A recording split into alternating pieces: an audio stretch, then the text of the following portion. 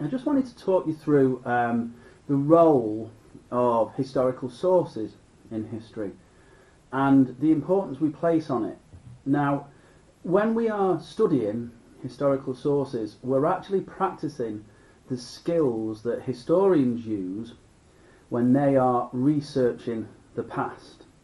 And so we are testing your ability, I suppose, to think like an historian. And that's the purpose of inference questions, and that's also the purpose of useful questions. So one way of thinking about this is to actually think, what do historians do? And the simple answer is they study the past. The problem with that is the past doesn't exist. We can't go and visit yesterday. So actually what historians do is they study, they research, they explore evidence from the past, which might be photographs, it might be written information. And what they then do, these pieces of evidence, they put these pieces of evidence together almost like pieces of a jigsaw to create their own unique version of the past. So that's the role of historians. What historians do is they analyse, they examine historical sources, and they're trying to find out what that source is saying and what is it telling them about a past event. So they'll look at a source and they'll think about what it suggests.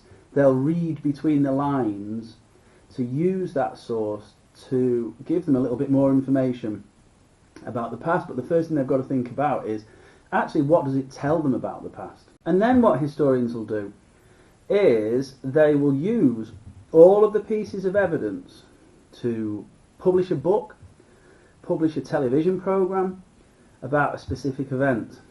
And the world of historical academics, the world of historians, is very competitive. There's a kind of element of jealousy amongst historians. There's an element of almost trying to prove that other historians have got it wrong and they've got it right. So what historians will always do is they'll always make sure that the sources that they are using stack up. So they'll look at other evidence to support what's being said in that source, because they don't want to be putting things in a book that aren't true. And they'll also evaluate, they'll weigh up who is saying something in the source. What was the purpose of the source? Why was it produced? Was the person who made it there? So they're weighing up how helpful the source is. They're weighing up if what's being said in the source is accurate.